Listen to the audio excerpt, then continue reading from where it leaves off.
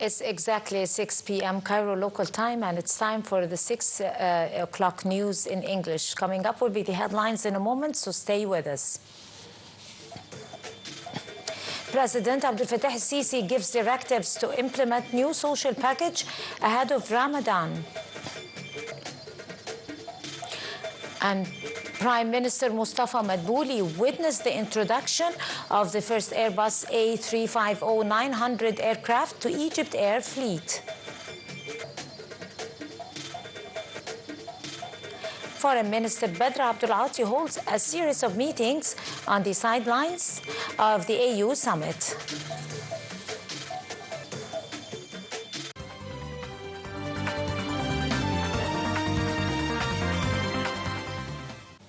President Abdel Fattah al-Sisi held a meeting on Saturday with Prime Minister Mustafa Madbouli and Minister of Finance Dr. Ahmed Kojuk. Presidential spokesman Ambassador Mohammed al-Shinnawi said that President al-Sisi gave directives to implement new social package ahead of Ramadan aimed at supporting the low-income groups. The President also directed that February salaries for state employees to be paid during current week ahead of the holy month. The meeting also approved additional financial allocations to complete phase 1 of the Decent Life initiative, create job opportunities, and strengthen the health sector by improving medical services, treating critical cases, reducing waiting lists, and accelerating the implementation of a comprehensive health insurance system. On his part, the finance minister reviewed the latest developments in negotiations with the International Monetary Fund, efforts to reduce public debt ratios, the financial and economic performance, as well as plans to enhance the investor confidence and boost the competitiveness of the Egyptian economy.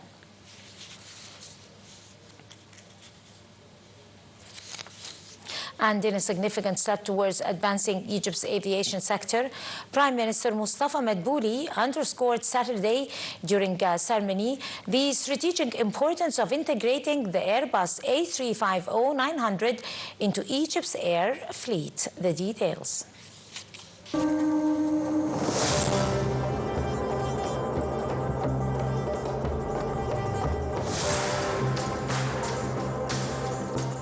Prime Minister Mustafa Madbouli witnessed on Saturday a ceremony of joining the first Airbus A350-900 aircraft to the fleet of Egypt Air.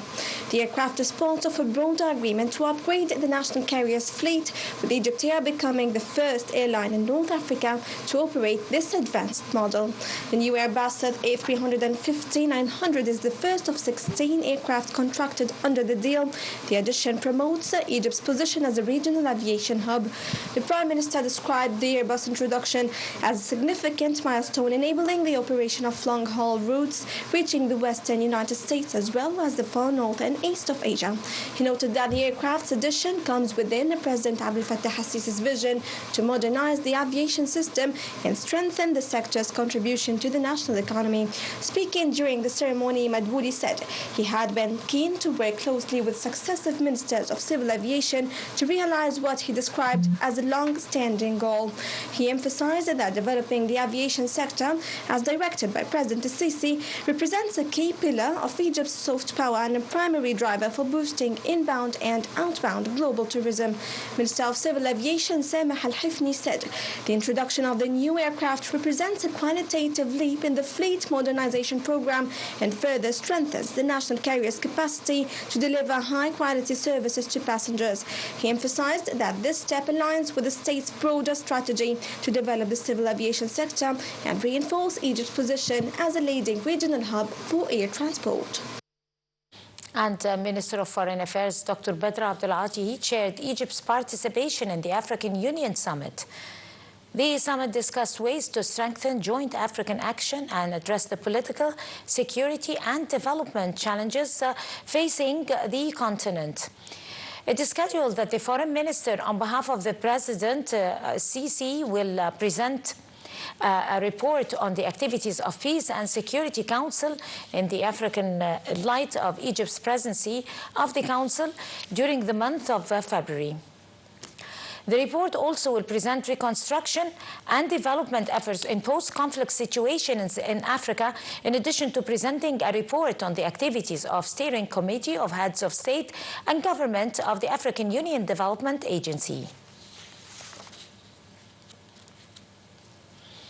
Minister of Foreign Affairs Dr. Badr Abdulati held a phone call with his Saudi counterpart Faisal bin Farhan Al Saud as part of the ongoing consultation and coordination between the two countries.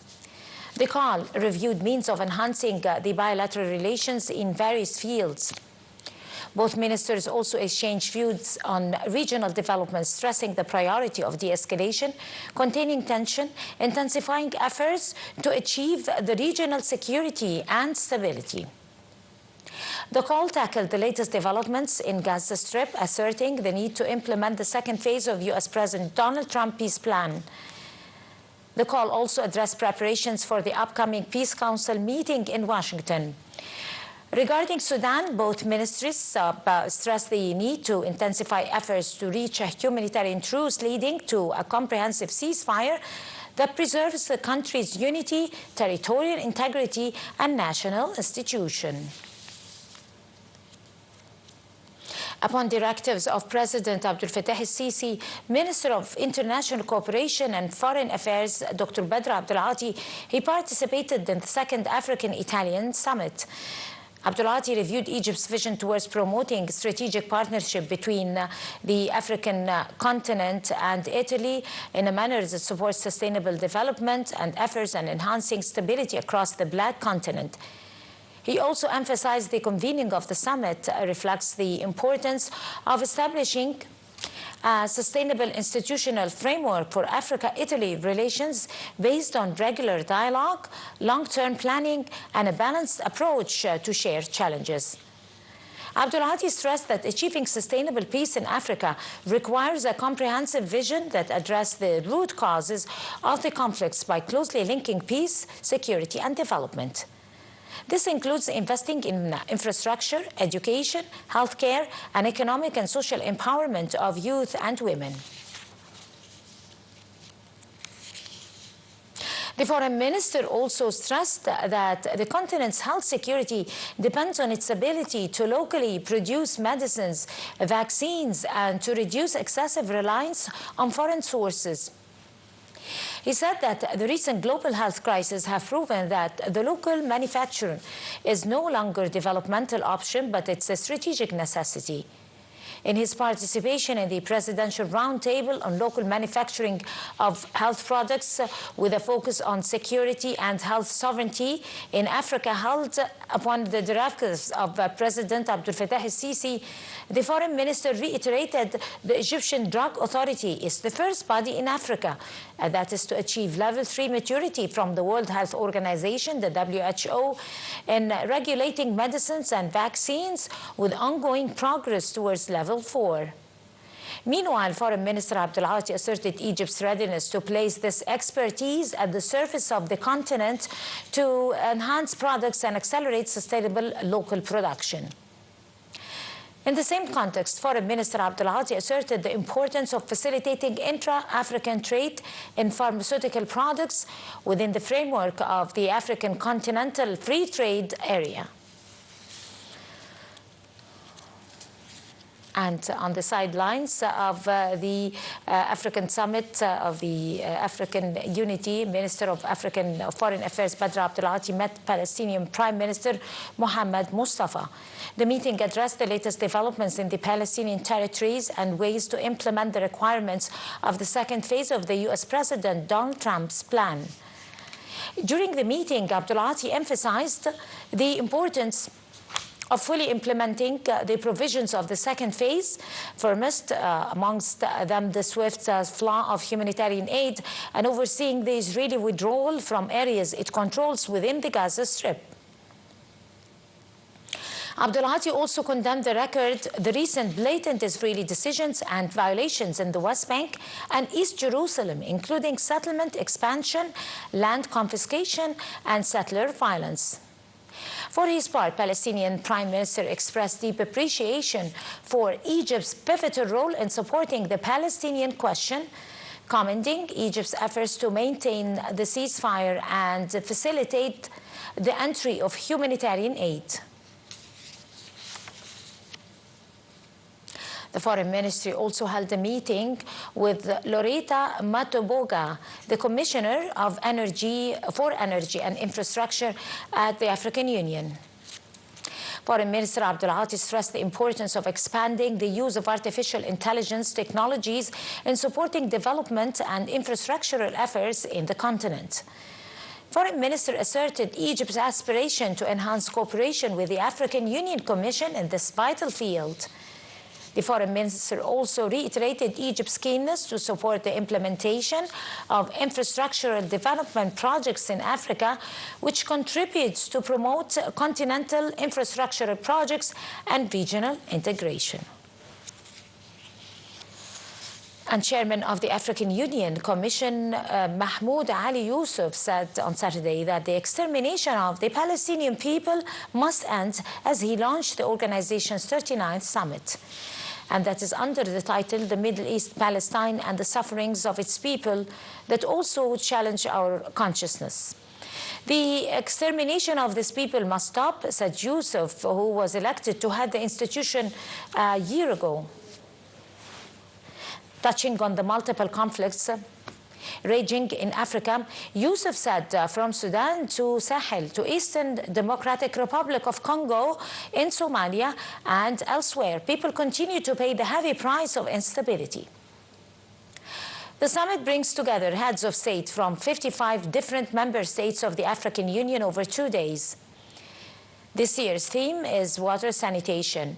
The Gaza Strip has been under a very strict Israeli siege since the start of the war. Since then, at least 71,667 Palestinians have been killed in the small coastal territory of Israel's retaliatory military campaign.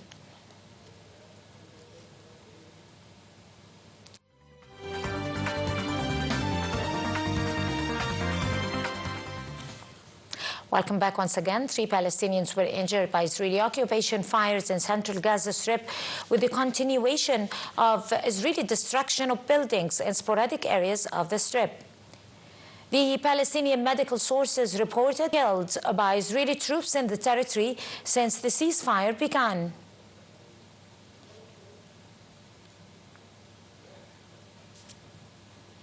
And UN Agency for Palestinian Refugees, UNRWA, commissioner said that Israel is continuing to pressure on policy to end the agency's work.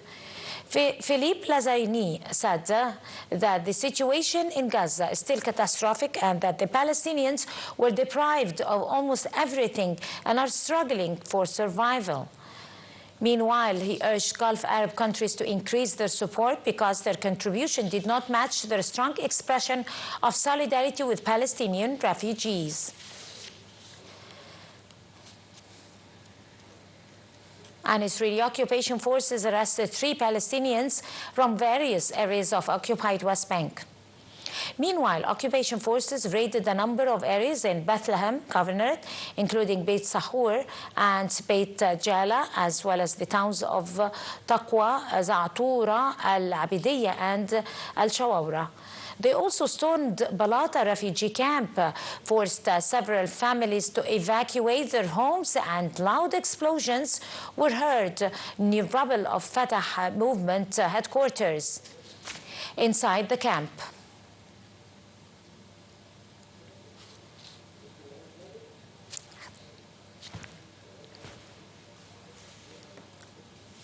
That ends this edition of the English News Bulletin. Thank you very much for joining us. Please stay tuned for more coming up.